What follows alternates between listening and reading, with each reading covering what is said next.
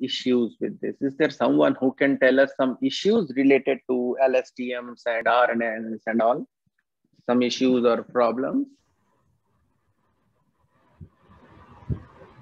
LSTM generally doesn't work with the long sentences. That is, I think, one issue.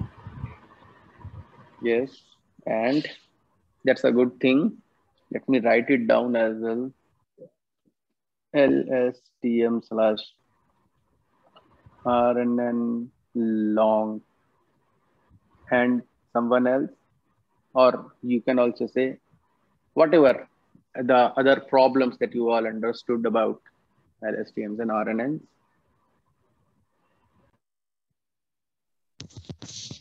Sir, in LSTM or RNNs, actually we have only one representation. The last hidden layer is the containing all the representation of the sentence that we are feeding onto the decoder part. So one representation means that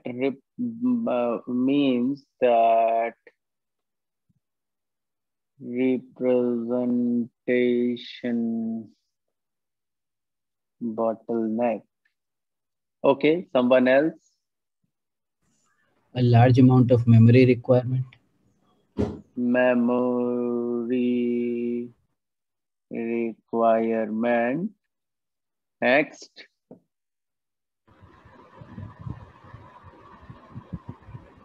We also use an attention model that is getting embedded to get some focused, you can say, of attention. Yeah, so attention or some other model utilization. Yes, more things. Basically, RNN, because in the output depends on the previous states, and so having the complete means solving that thing is quite difficult. That is one of the problems in RNN, I think, Aditya. Yeah, so recurrence is there. Yeah. And as Satyen sir is saying that the recurrence, it's difficult to solve. That is the final sentence. Difficult to solve. That's true. But why recurrences are difficult to solve? Now, anyone else can add, but these are the few things. We will talk about them one by one, and I would like to thank with this at least 5 different things I got. I'd like to thank my students as well as Kamlesh sir, because I guess he has given this stuff, and you all have given all these relevant things. All of them are relevant. I will talk about each of them one by one. Before that, anyone is having any other point, you can add. Sir, regularization is difficult in LSTM. I have studied it somewhere on. Yeah, that's true. Regularization is basically it is prone to overfitting, and that is difficult to handle. Prone to overfitting. Okay. Others can also add, and let me tell you that you started to talk sensibly, most of you. So well done. In fact, you started to talk about deep learning in a better way, and that was actually our promise. I assume that our faculty members and our TAs, they have worked, I guess, really very hard. So as all of you starting from maybe nowhere or maybe having some basic elementary information to directly going to jump into the real field of transformers. By the way, let me tell you, transformers can actually be seen now as a complete subject. There are books on transformer. Only on transformer there are books. Multiple books, not one, but multiple. Yeah, anyone else? You all are talking very relevant things. So things are getting really into the perspective. You please add. If anyone wanted to add any other thing, I'm open. Just in the lines of regularization, like we had this problems of exploring gradient or something, right? Like between 0 and 1, it is difficult to converge the network. Either it goes less than 0 or more than 1. Yes. Okay, that's also fine. That's also correct. I guess if there is anyone who can also say, you can add. No issues. You will have to wait from the beginning. You can't get the first immediate input, immediate output, and same thing is at the end as well, where you have to wait until it finishes off all the processing. Yes. So antataha, finally we get what I was actually looking for. But Satinder sir has already hinted, and that is the issue. Why recurrences are difficult to solve? Because they several times are inherently sequential to solve. If I give you t, what is that? T of n is equal to n multiplied by t n minus 1 with t1 equal to 1. We all understand what is this? Factorial, sir. That's our factorial, right? And when I say that give me the value of 5 factorial, you will say, okay, I can give you, but can you tell me what is the value of 4 factorial? I say, okay, tell me that 5. So you say that if you know, multiply it with 5. If some other guy will come and say that, okay, 5 multiplied by 4 multiplied by t3. You cannot get it directly in a stack. All these things are going. That's your call stack. T2. And then you call T2 and T2 will say, oh, again, I can tell you T2, but please tell me T1. Then you will say, okay, 5 into 4 into 3 into you will get 2. And then you will get T1 over here. That's your final thing. And by this, you started to compute it upwards so as to get this final value. So here you will get this single value and keep on multiplying. So these values keep on being placed over there so as to get the final value. Another thing that you can see is that it's inherently sequential. You cannot from here come directly here. Even if you use this type of recurrence relationship to somehow solve the things, and if I give you even 5,000 processors, you will not be in a position to parallelize it. And that are, so let me start now one by one. From top, that LSTM long sentences. The point is that sentences, so both of these things, let me tell you, long sentences and short, come it over here. Yeah, so this thing and vanishing and exploding gradient, they are related. It actually says that we all know that things are being unrolled like this, and this unrolling can be very big. And if it is very big, del L by del W is going to be del L by del W multiplied 1, del W1, del W2, and so on. And these values may explode or vanish the gradients. Exploding we can solve using clipping, but vanishing is really difficult. So, and if it is vanishing, then what does it mean? That the parameters cannot be changed after this. And if it cannot be changed after this, which means that if your sentence is very long and you are looking for a dependency between this guy and this guy, it will not be able to transfer the losses properly. So back in time, because of this, long-term dependencies are difficult.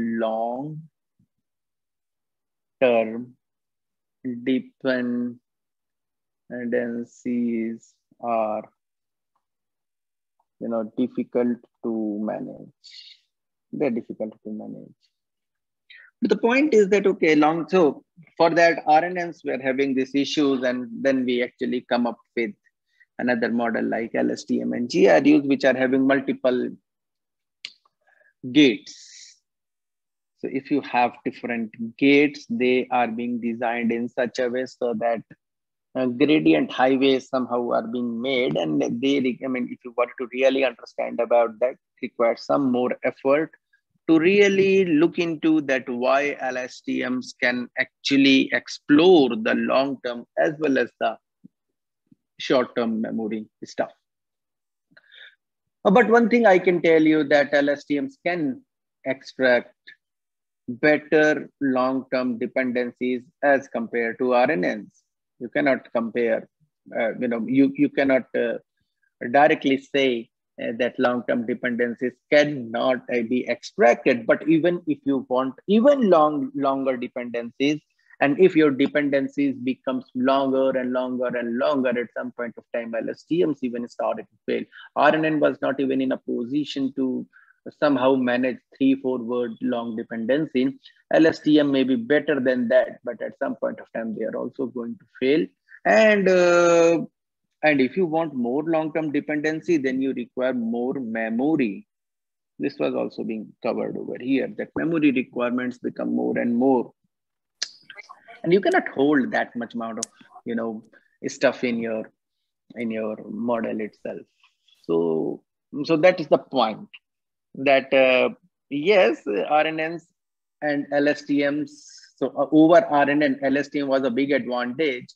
And for a good amount of time, LSTM started to rule the world of time series dependencies, as well as language and other things. But they are now completely outdated.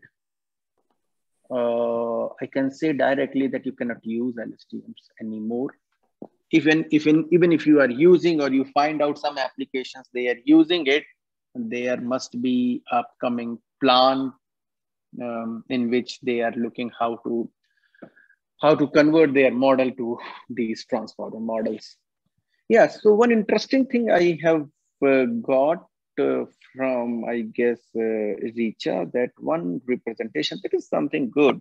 In fact, yes, it is the case that in the case of LSTM, within the context, you are trying to somehow understand some type of context that you are actually looking for, and you can say that that context can be limited. Yes, that is limited in terms of the amount of memory that you have for that context. And but why do you require your model to understand many context? Many contexts. What does that mean, many contexts? I will come on to that when I'll be covering transformers. But yes, this is also one thing, that their representation was also very, we can say that the representation was also very, if I say, fixed type of representation. I will again say my words maybe slightly may not be exactly correct, but I just wanted to let you understand the basic concept. LSTM's concept, representation is also not very static. Static and flexible, what does that mean? Is that, suppose that if I have a word, it, now how this word it is going to behave, it's going to be dependent upon the context where I'm where I'm using this it. Because in language there are multiple words which are really ambiguous, and they need to be ambiguous, like it, like dog is an unambiguous word, because it itself is actually saying something, and everywhere if you use dog, it's going to represent one thing. But if I say it, then sometimes it may refer to dog, sometimes it may refer to cat, sometimes it may refer to bottle, or sometimes it may refer to even microphone or different things. So soon you understand that you require a master or a versatile versatile context management. Versatile context management. How can you make that? So that is also one thing that we are interested in. Then someone has said this attention and other models. Yes, as somebody has said, yes, over RNN, we need to apply other models like attention, because we explicitly need to tell that, okay, if you want a better representation, each and every word need to be seen in a different way and different attentions and so on. So here, Richa and both of these things can actually be merged. Like, yes, plain LSTMs may be having, a fixed type of, or a very, limited type of representation, but along with attention, it can have, enhanced representation as well. So what I'm trying to say is that all those things that are being said by you, they were correct. And in the upcoming RNN and upcoming LSTM literature, they have somehow tried to solve it using different things. And they keep on solving it for a good amount of time. But the biggest problem that they face was actually this one. The biggest problem was this thing. And recurrences are difficult to solve because they are inherently sequential. Yeah, so one more guy has said regularization is difficult. Yes, that's again true. And it is even going to be same with the case of, transformers as well. And regularization was difficult, which actually you have somehow read somewhere that there is something which is called as batch normalization. And we cannot apply this type of normalization directly over time series or RNN or LSTM sort of model. And we require a layer normalization. By the way, it's not much different, but yes, the way in which you have said, I understood what you want to say was that regularization was slightly difficult, prone to overfitting. Yes, RNNs are also, as well as transformers are also, they are prone to overfitting because they are having more and more parameters. And if you have more and more parameters with less amount of data, this thing is anyways going to be there. But regularization is an issue when you are trying to somehow manage time series. And for time series, we do not apply, understand, for time series, we do not apply batch normalization, but we apply layer normalization. What is the difference between them? Yeah, somebody wanted to say anything? Yes, you can ask. No? Okay. Yeah. So there are, before going, yes. Sir, is the topic that we have taken is another neural network type? That's what I'm expecting. Yes. What is it about? That's transformer. Transformer. That is the trans. Yes, is that it is the first type of neural network or? Yeah. It's a new type of the else. latest. Yes. Completely different. Okay. Which works only for time series data. Yes, it only for, yes, that's true. But okay. It's I cannot restrict it only because in deep learning, if I say big comments, somebody will say that, okay, in some amount of time, it applied for the static data and it also works. So we don't know. But mostly right now, it's for NLP sort of, or time series type of relationship. It's actually. My doubt is it a type of neural network or it is different? Yeah, it's actually a type of neural network. In fact, so the point is that we will be having different connections. The connections change, the architecture change, and it's actually a new architecture, if I say transformer architecture. Okay, sir. Yes. So we have talked about multiple things.